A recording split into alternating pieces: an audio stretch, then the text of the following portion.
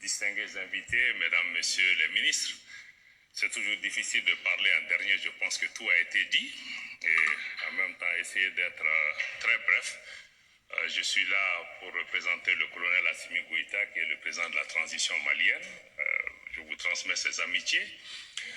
Pour être bref, en lisant un peu la thématique de cette réunion et en essayant d'être focalisé, je peux dire que les défis les plus importants auxquels nous faisons face aujourd'hui dans le monde, pour moi, c'est premièrement des défis liés au leadership et à la gouvernance mondiale, qui sont en faillite totale, et c'est pourquoi nous n'arrivons à régler aucun de nos problèmes en ce moment, parce que nous n'avons ni les pays, ni les dirigeants, ni les organisations qui ont la capacité, ni même la légitimité de pouvoir régler les problèmes qui se posent à nous.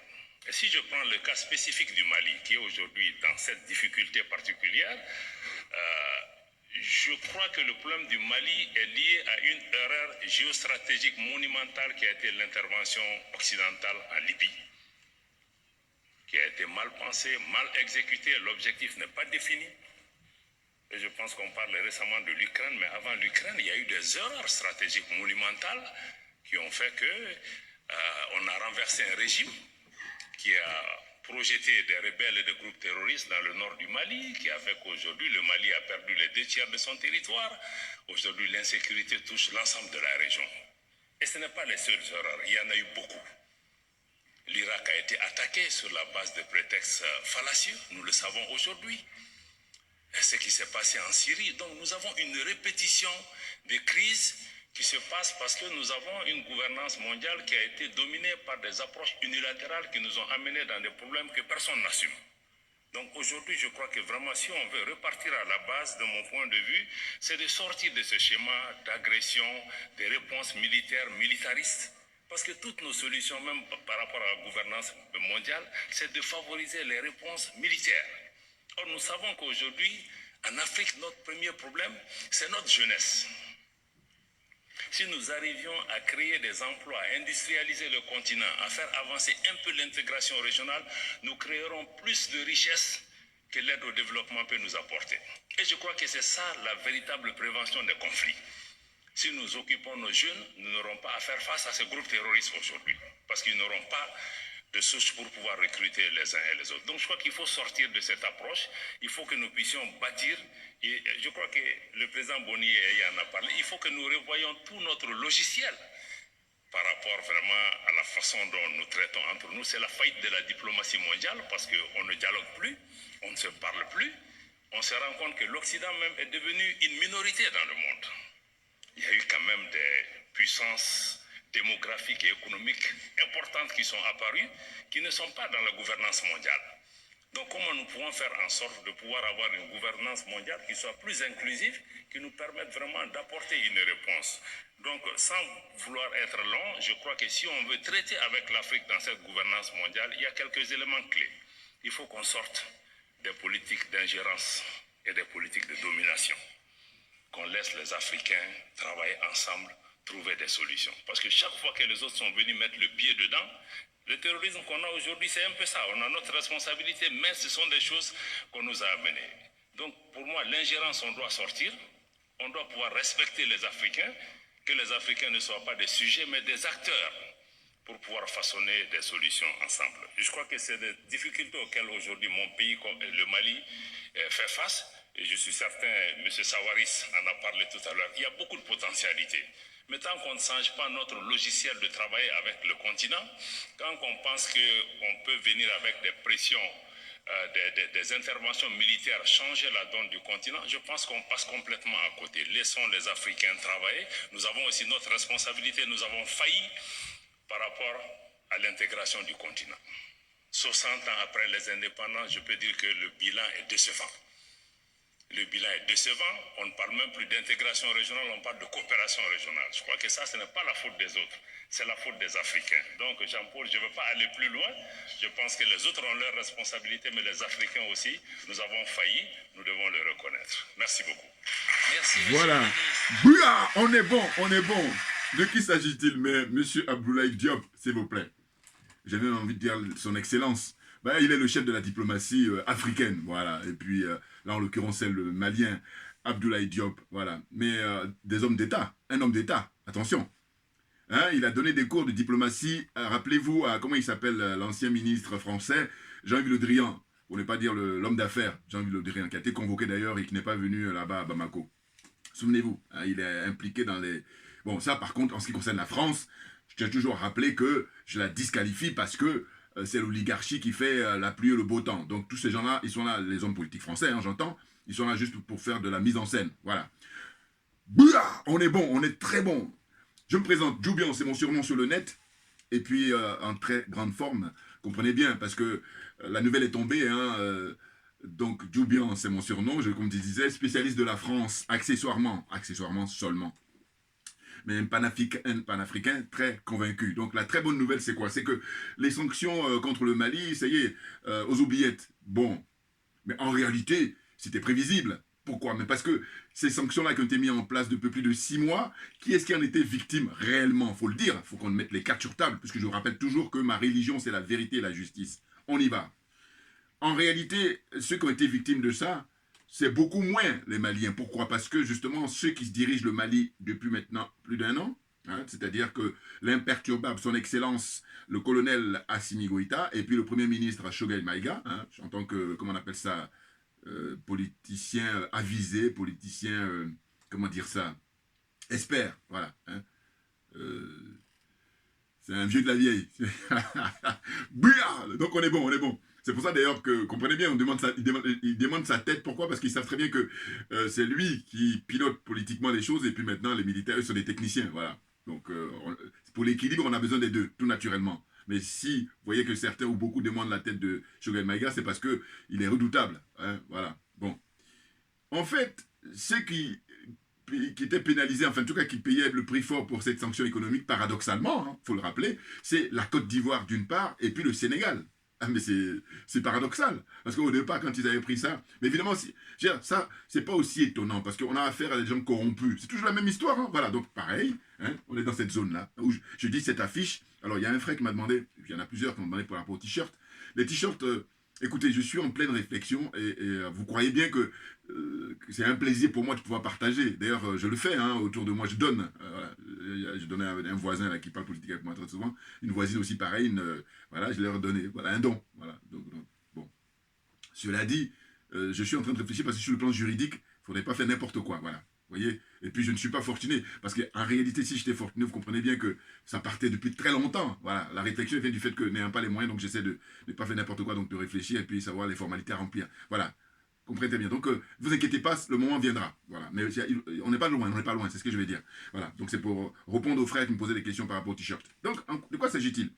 En fait, la réunion qui a eu lieu là récemment, je crois que c'était à Accra, au Ghana, malheureusement, c'est-à-dire quand je dis malheureusement, je veux dire que le Nigeria, qui est ancienne colonie britannique, le Ghana, ancienne colonie britannique, on aurait souhaité que ces deux pays-là tirent la zone CFA par le haut. Or, malheureusement, on se trouve dans une situation où, finalement, on est dans le nivellement par le bas, c'est-à-dire qu'eux, ils se rabaissent au niveau de cette zone-là, des aliénés, des complexés, des corrompus. Voilà, donc je dis cette affiche spéciale dédicace à tous les dirigeants africains de cette zone-là. Hein, exception faite du Mali et de la République centrafricaine, voilà. Hein. Ces deux-là, on les sort. Et puis on verra après pour la Guinée, hein, parce que la Guinée, là, ils ont l'air de... Hein, le colonel Doumbia, là, il a l'air d'être intéressant. Mais on verra, hein, parce qu'on ne peut pas, comme ça, très vite aller en besogne. On va observer, hein, wait and see, comme diraient les Anglais. Au fond, c'est très intéressant ce que nous vivons actuellement, parce qu'en réalité, la France a perdu. Ben oui, non, parce que il faut appeler un chat un chat. Là, ce sur quoi il est question, c'est les gens de la CEDEAO et puis l'Union africaine, c'est tous des corrompus et que c'est la France qui est derrière. Voilà. Hein, dire ça aussi pareil, c'est enfoncer une porte ouverte. Tout le monde sait maintenant. Mais il se trouve que malheureusement, il y en a beaucoup aussi qui ne savent pas. Voilà, c'est pour ça. Sinon, autrement, vous pensez bien qu'on allait débattre d'autres choses, on n'allait pas d'autres choses. Voilà. Et donc, c'est quoi? C'est que les combinaisons sont faites de manière à ce qu'on fait croire toujours... par exemple, je prends l'exemple, je sais pas moi, de la durée. Hein, la durée qui est demandée par les dirigeants maliens en disant, voilà, nous, on aimerait bien rester au pouvoir pendant 5 ans. Hein, au moins. Et puis comme il y a la pression, donc on va réduire ça à 2 ans. Et là, on dit non. Et heureusement qu'ils ont maintenu leur position. Mais à côté de ça, vous avez le spectacle au Burkina, parce que ça y est, là, il a fait tomber le masque, le dirigeant de, comment on appelle ça, du Burkina Faso, le jeune Dambéré, là, je sais pas comment il s'appelle. Bon, hein, colonel là-bas aussi. Mais franchement, on est dans le pays de Thomas Isidore Noël Sankara. Vous vous rendez compte? Et je vous dis, les Français, ils sont, les dirigeants français, j'entends, hein, ils sont, c'est des rancuniers, voilà. Et pour ne pas oublier, j'ai appris là en regardant le, comment on appelle, le frère, comment dire, Lasconi. Lasconi. Allez-y toujours pareil, tapez sur YouTube ou sur Internet, Lasconi. Vous allez voir un brillant, comment dire, c'est intellectuel africain. Voilà, pour sa génération, il est vraiment très brillant. Et moi, où il m'impressionne, c'est que lui, c'est un homme de terrain.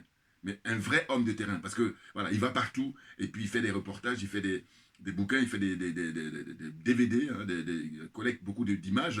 Et puis, il explique hein, à la jeune génération l'histoire de l'Afrique, l'histoire de la Caraïbe, l'histoire de la diaspora. C'est un monsieur que je respecte beaucoup parce que de par son travail, moi, total respect, voilà, hein, Lasconi.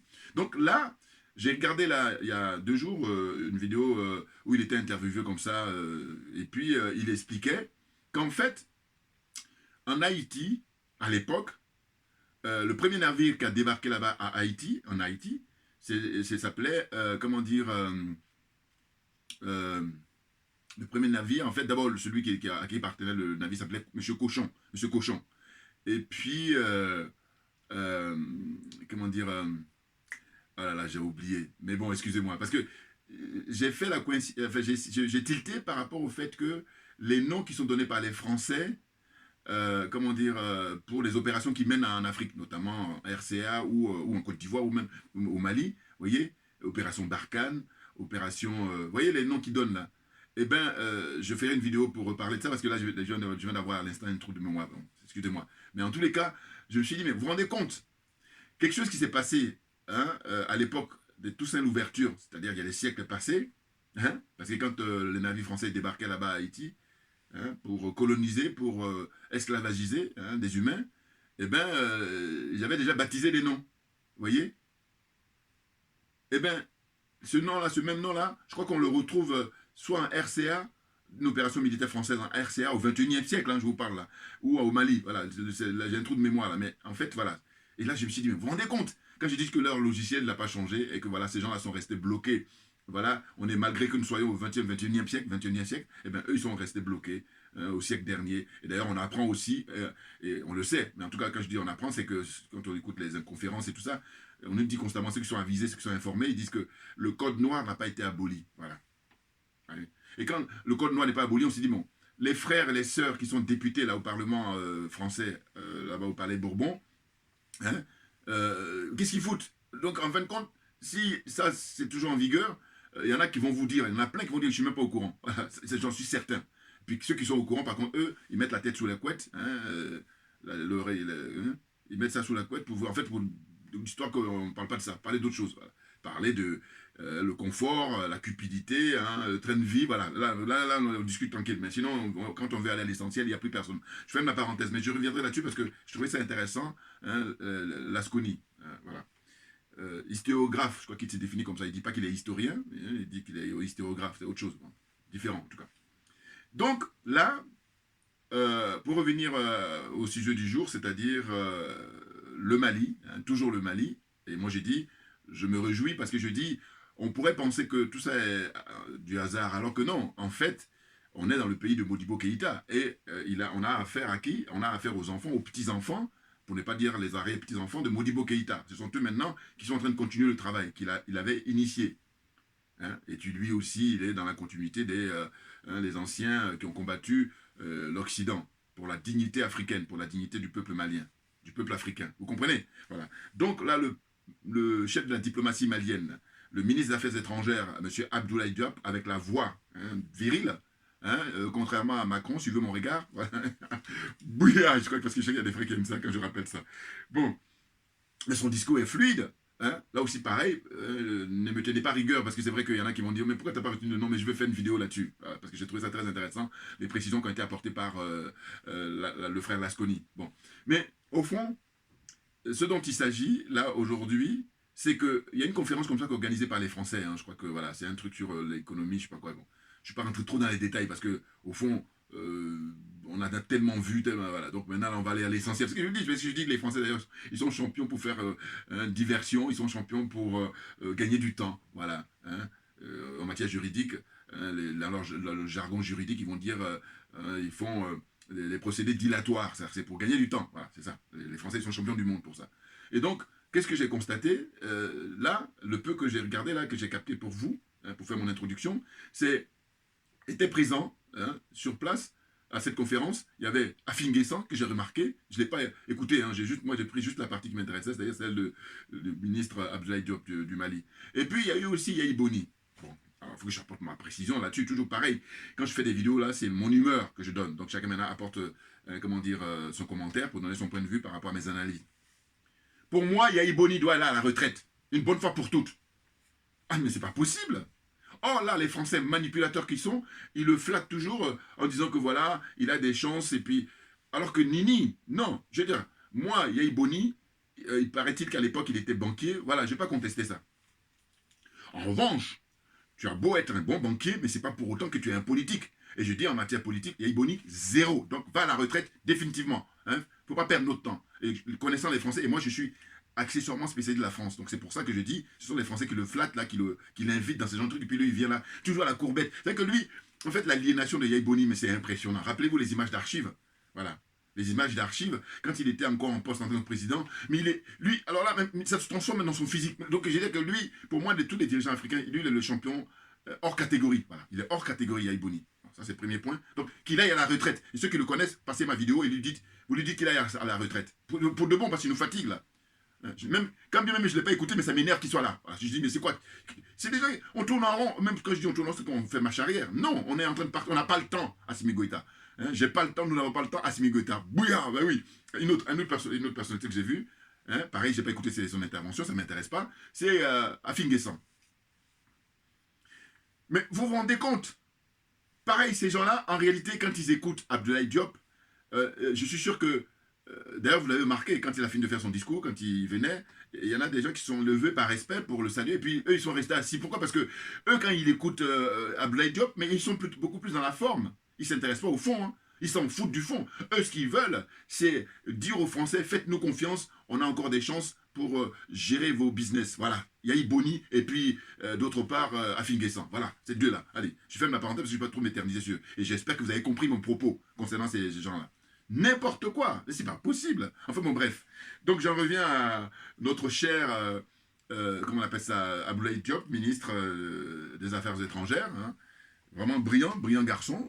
La classe, pas de complexe, c'est ça qui me plaît chez lui. Et d'ailleurs qui me plaît chez tous les dirigeants maliens, c'est ça en fait. Voilà, moi je m'intéresse à ceux qui n'ont pas de complexe, ceux qui ne sont pas aliénés, et ceux qui ne sont pas corrompus. Voilà, hein. Comme on dit, qui se ressemble, ça ressemble. Voilà. Ça me parle.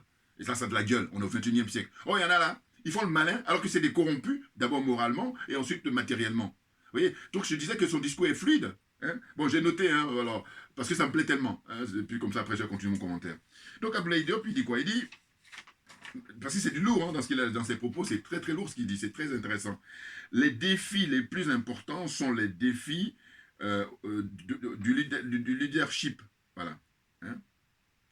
Il dit les défis, c'est le problème de leadership et à la gouvernance mondiale. Voilà. Donc, en gros, il explique qu'il y a un problème de leadership, tout naturellement. Et puis, les adeptes de l'OTAN, là, qui, eux, veulent gouverner le monde entier, hein, comme dit le président Vladimir Poutine, qu'ils se prennent pour Dieu. Voilà. Alors que non, terminé. Vous êtes, comment dire, bloqué au XXe siècle, et maintenant, nous, on est au XXIe siècle. Donc, allez-y. Hein, on est gentil, on va dire à la retraite. On est gentil. Mais autrement, il y a autre chose à faire. 500 coups de fouet, si vous voulez ce que je veux dire. Enfin bon, bref. Il y en a qui vont m'accuser. Non, mais c'est fatigant. Et quand je dis 500 coups de fouet, je veux dire, il y a des pays où ça existe. Hein. Non, mais parce que ces gens-là, c'est ce qu'ils méritent. Hein. Et je suis gentil. Enfin, je crois être gentil de dire ça. Non, mais parce que. Attendez, quand je dis ça, pensez un seul instant à le pouvoir qu'ils ont et puis les répercussions dans le monde entier, comment ces choses se passent. Notamment les frères là qui sont. Plus d'une quarantaine sont morts là, entre le Maroc et comment on appelle ça, l'Espagne, récemment là. Voilà. Je dis, j'ai plus trop envie de parler de ça parce que j'ai dit, pour moi, les premiers responsables, hein, ce sont les chefs d'État africains, vous comprenez? Et après, on pourra accuser les Occidentaux. Parce que les chefs d'État africains, à un moment donné, si tu n'es pas à la hauteur, si tu n'es pas patriote, si tu n'as pas les couilles, hein, va faire autre chose. Or, non, ils se maintiennent là parce qu'ils disent que voilà, nous, on est bien placés pour humilier l'Africain, pour faire du mal, pour rendre service aux Occidentaux en général et puis aux Français en particulier. Voilà le rôle qu'ils jouent, ces gens-là. Des larbins, des nazes, des minables.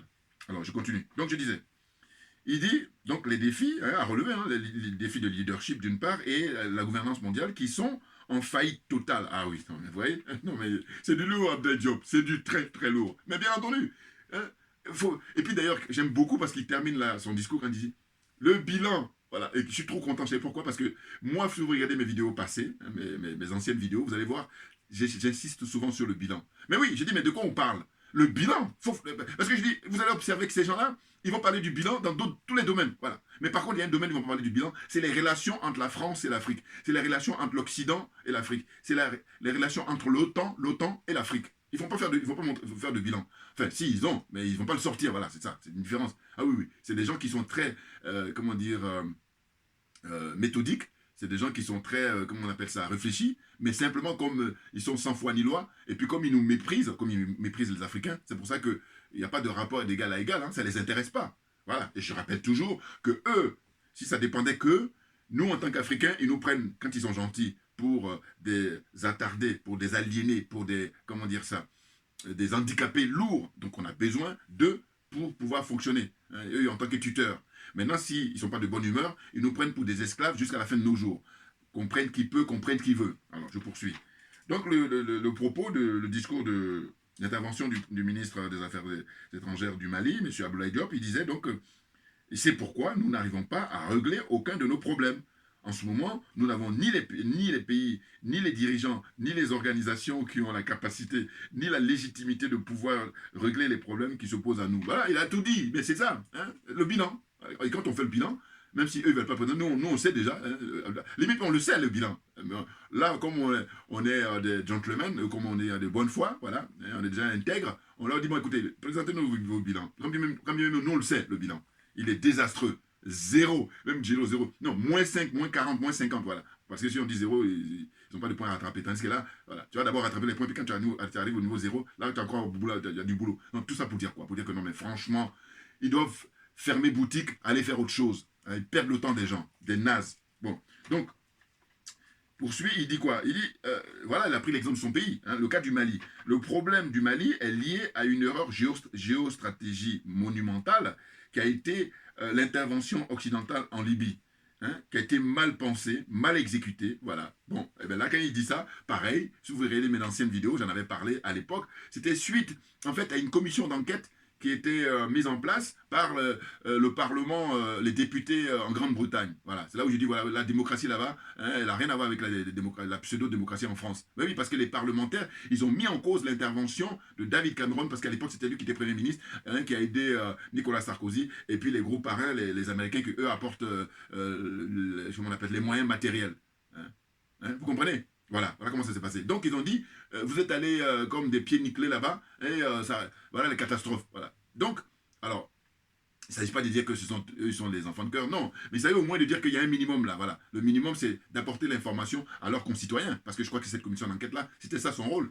Mais bien entendu, hein, on respecte au minimum hein, les citoyens britanniques. C'est pour ça qu'il y a eu cette commission d'enquête. Et en plus, il se trouve que c'est les gens même du même parti que David Cameron à l'époque qui ont fait ça. Alors je vous dis, à l'époque, quand c'était sorti, j'ai fait une vidéo là-dessus, je dis, mais est-ce que vous imaginez en France où le Parlement français, que ce soit d'abord l'Assemblée nationale et ensuite le Sénat, mais c'est du folklore, c'est des mises en scène. Ces gens-là, ils sont là, mis en place par l'oligarchie, et ils font juste mine, ils font semblant, c'est de la comédie. Hein? Ah oui, c'est la pure comédie. Ils font mine, mais il n'y a rien, que dalle. C'est du flanc, comme dirait un collègue à moi. Mais bien entendu. Hein? Donc, vous vous imaginez le chef du gouvernement, hein, son parti, qui le met en cause. Voilà. N'importe quoi. Donc, il a rappelé que c'est le fait d'avoir assassiné le guide libyen, hein, d'avoir déstabilisé la Libye, et on a la conséquence. Bon, tout le monde le sait maintenant, là c'est pareil. Mais il y a besoin de rappeler parce qu'en fait, il y a des gens, ils font comme si ça n'a pas existé. Voilà. Ou ceux qui veulent, ce que j'appelle la formule, faire passer en perte et profit. Voilà.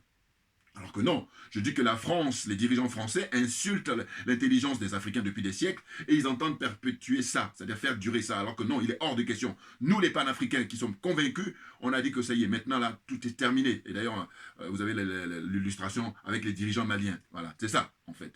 Et nous, on les soutient à mort, bien entendu. C'est clair.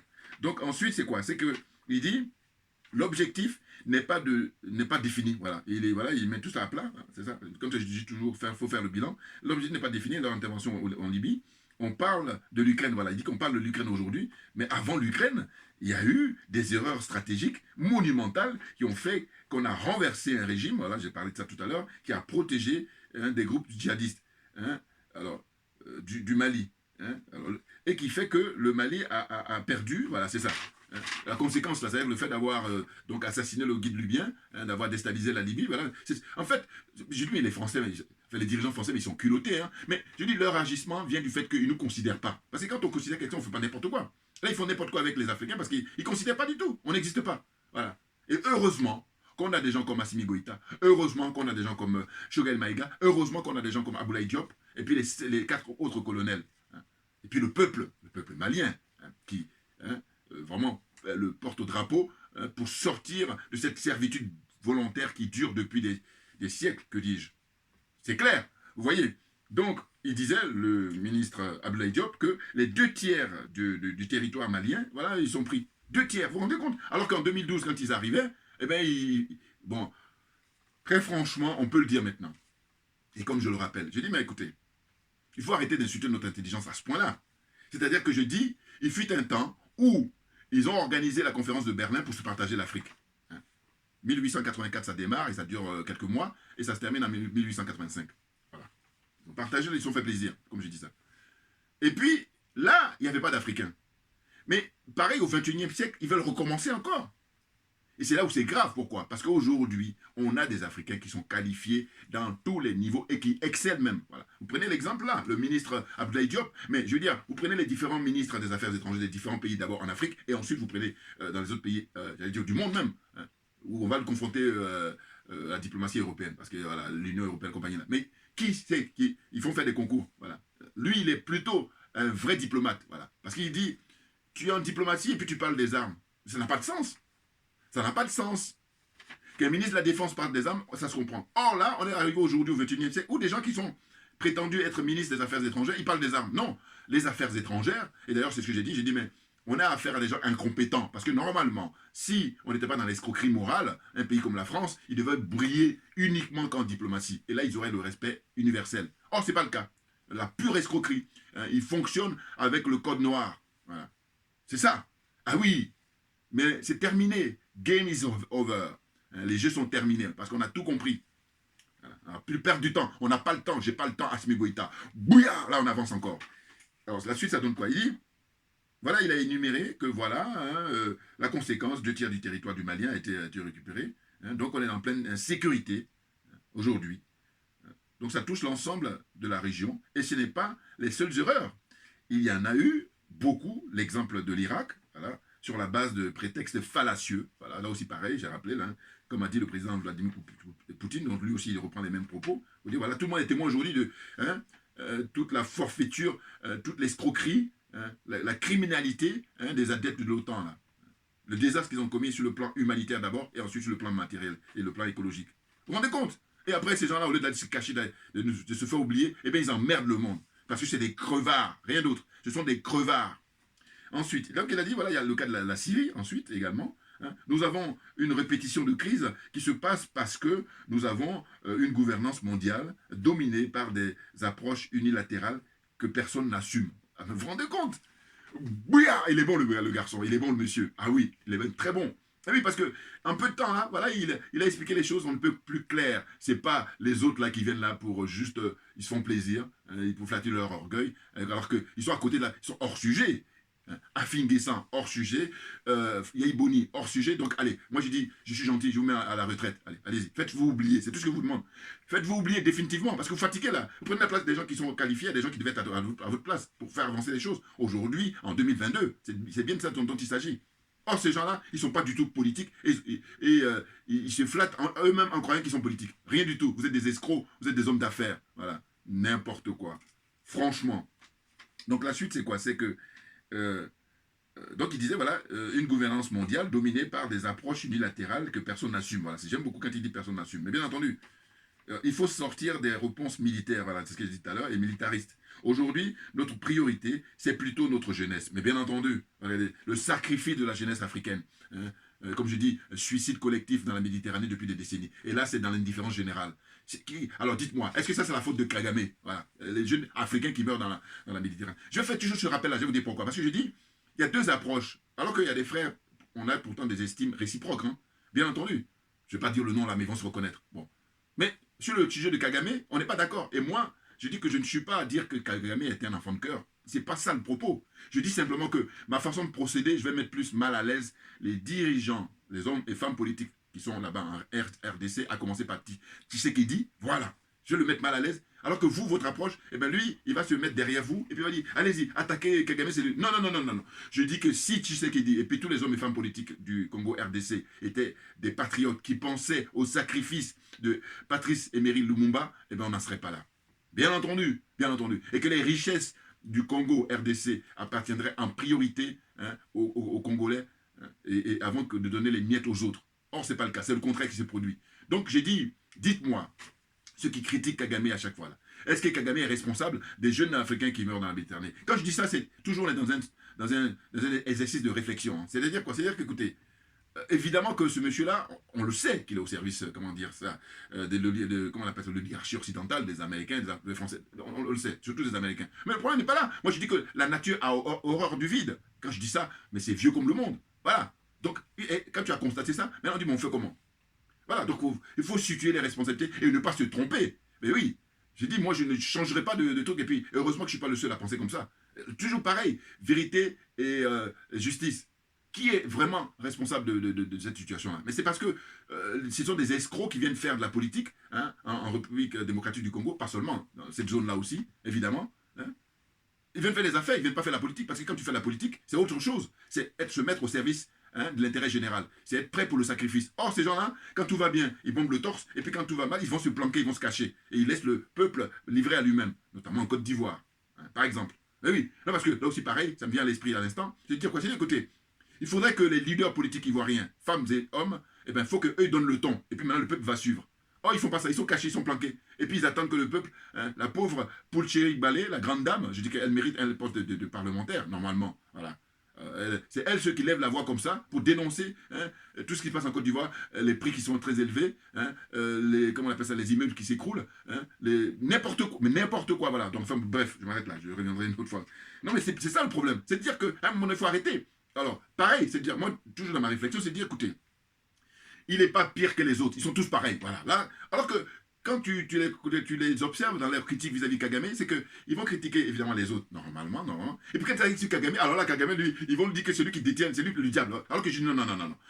Parce que si vous voulez lui dire qu'il est diable, d'accord, mais je dis, mais quand je cite les frères qui mettent dans la Méditerranée, est-ce que c'est lui qui est responsable alors que moi, mon premier, il est là. Hein. Ah oui, et puis quand je cite les frères qui sont en Méditerranée, il n'y a pas que eux. Je parle de tous les Africains qui sont humiliés à travers le monde. Est-ce que c'est Kagame qui est responsable de ça? Donc il faut situer les responsabilités un à un. De prendre la monsieur Alassane Ouattara et dire, écoutez, monsieur Kagame n'est pas pire que vous. Et vous n'êtes pas pire. Voilà, vous êtes pareil. Voilà. Et il faut insister là-dessus. Moi j'insiste, vous voyez bien. Alors sinon, reprenez les vidéos des autres frères et sœurs qui sont pour apporter des critiques vis-à-il de Kagame. Vous allez voir qu'ils vont critiquer les autres normalement, hein, mais normal. Voilà. Mais dès qu'ils s'agit de Kagame, ils vont dire, ouais, lui c'est le pire des pires. Alors que je dis, non, non, c'est pas le pire. Il est pareil que les autres. Il est pareil. Et d'ailleurs, lui, la différence avec les autres, c'est qu'il a une certaine dignité. C'est le minimum au moins. Voilà, faut le reconnaître ça aussi, c'est une question que j'ai. Moi qui adore le sport, on appelle ça être fair play. Voilà. Et ça, c'est pas rien, la dignité. Or, les autres, ils n'ont même pas de dignité. Ils s'en foutent. Hein. Comme des animaux. Même les animaux sont mieux qu'eux. Comprenez ce que je veux dire? Voilà, on a l'exercice de réflexion là. Je poursuis. Je vais terminer la lecture, puis après je continue mon commentaire. Donc il dit, voilà, il faut sortir des réponses militaires et militaristes. Aujourd'hui, notre priorité, c'est plutôt la jeunesse. Voilà, c'est ça que j'ai dit tout à l'heure. Il faut créer des emplois, tout naturellement, industrialiser l'Afrique. C'est ce qui manque. Et d'ailleurs, c'est pour ça que quand on parle du bilan, voilà. Ah oui, parce qu'ils ne pourront pas répondre. Et d'ailleurs, ça ne les a jamais intéressés. Ah oui, parce que, en fait, là aussi, c'est pareil, c'est la loi, c'est une loi naturelle. C'est-à-dire que si l'Afrique se développe, ben on ne va plus avoir des jeunes qui meurent dans la Méditerranée. C'est l'absence de développement, l'absence d'industrialisation qui explique ça. Pourquoi? Parce que vous avez constaté qu'il n'y a pas de jeunes Européens, hein, ou de jeunes Asiatiques ou des jeunes Sud-Américains qui meurent dans la Méditerranée. Alors on dira, oui, mais géographiquement, d'accord, mais géographiquement, on est quand même en lien avec l'Europe. Par contre, peut-être pas avec l'Amérique latine. Je comprends, vous comprenez ce que je veux dire? Ce que je veux dire par là, c'est que je veux dire que là, c'est parce que la pauvreté est tellement forte que voilà, on en arrive là. C'est une conséquence naturelle. Voilà. C'est simple à comprendre ça aussi. Bon, n'importe quoi ces gens-là. Bon. Donc, créer des emplois, industrialiser le continent, favoriser l'intégration régionale, hein, nous créerons plus de richesses que l'aide au développement. Mais bien entendu, parce que l'aide au développement, c'est là aussi pareil quand je dis qu'on insulte l'intelligence des Africains, mais c'est ça, ça fait partie, c'est un des éléments aussi. Voilà, aide au développement. C'est-à-dire qu'ils prennent l'argent des Africains et puis ils disent on t'aide. En temps normal, hein, c'est quand vous êtes dans un environnement comme ça, familial ou même au boulot ou avec des collègues, ou avec des copains, tout ce que vous voulez. Votre argent, le copain il prend ça, le collègue il prend ça, ou bien quelqu'un il prend, et puis il dit que je te donne. C'est ton argent, c'est mon argent. Tu me donnes quoi? C'est de l'escroquerie, c'est rien d'autre. Vous voyez, on est obligé de rappeler tout ça. C'est dingue, hein, c'est dingue. Bon, donc le ministre Abdoulaye Diop, toujours dans son développement, il disait que nous créerons donc plus de richesses que de l'aide au développement, ce que peut nous apporter l'aide au développement. C'est ce qu'en gros ce qu'il voulait dire. Et je crois que c'est ça la véritable prévention des conflits. Voilà. Il dit pour résoudre les problèmes des conflits, c'est ça, c'est plutôt ça. Voilà. Parce qu'on a eu les limites, hein, les gens qui font l'armée là. Mais eux, c'est exprès qu'ils font l'armée, hein, mais bien entendu. Il faut toujours comparer les budgets accordés à l'armement et puis les budgets qu'ils accordent, par exemple, pour l'aide au développement même, ou même... moi, ça me fatigue de dire l'aide au développement, parce qu'on sait que c'est pas ça, c'est faux, la pure escroquerie. Voilà. C'est l'argent des Africains qu'ils utilisent, ils se font plaisir. Ah, c'est dingue, hein. Je vous dis, c'est pour ça que moi, je suis très motivé pour faire des vidéos, parce que je dis que je ne supporte pas l'injustice. Enfin, bon, dire ça, c'est vraiment un euphémisme. Hein, voilà. Hein, pour éviter la dérive de la jeunesse, hein, toujours dans ses propos. Il dit c'est la faillite de la diplomatie mondiale. Vous vous rendez compte? Et puis quand il fait ce constat-là, c'est le bilan qu'il est en train de faire. Hein. Mais bien entendu, parce que là, les armes parlent quand la diplomatie a échoué. Oh là, il n'y a même pas eu. Parce qu'il dit les autres, ils ne cherchent même pas à discuter. Ils sont simplement dans le mépris, hein, ils sont simplement dans le dilatoire, hein, dans l'escroquerie. Ils passent leur temps à faire que ça. Mais moi, je comprends ça facilement. Hein. Pourquoi? Parce que je dis, mais ces gens-là sont sans foi ni loi. Donc tout s'explique. Et une fois que tu as compris ça, mais ça te permet de gagner du temps. Bouya, on est bon, on est très bon. Voilà. Donc il dit, par la suite, c'est quoi? Il dit, ces gens-là, c'est la faillite de la diplomatie mondiale, car on ne dialogue plus, on ne se parle plus, on se rend compte que l'Occident est devenu minoritaire. Mais bien entendu, c'est pour ça qu'ils ont les boules, là, ils ont les pétoches. Ah oui, oui, oui. Attendez, quand on apprend que Zelensky va là-bas en Afrique pour convaincre les chefs d'État africains de venir le soutenir, vous vous rendez compte, quand je parle d'insulter l'intelligence des Africains, c'est que quand les combats, les hostilités ont commencé, on a vu les images, hein, c'est ce qu'ils oublient ces gens-là qu'on a à l'heure d'Internet, c'est plus comme avant. Eh bien, on voit des Africains qui sont poursuivis, hein, une espèce de chasse aux sorcières comme ça, alors qu'ils y sont pour rien, mais comme c'est la peau, eh bien, ils doivent payer. Voilà. Et donc, malgré ça, le mec, il a le culot de venir. Heureusement que les chefs d'État africains, il paraît que lors de cette conférence-là, il n'y en avait que 2 qui l'écoutaient, mais sinon les autres, ils avaient autre chose à faire. Heureusement, heureusement. Ah ben oui, ah ben oui.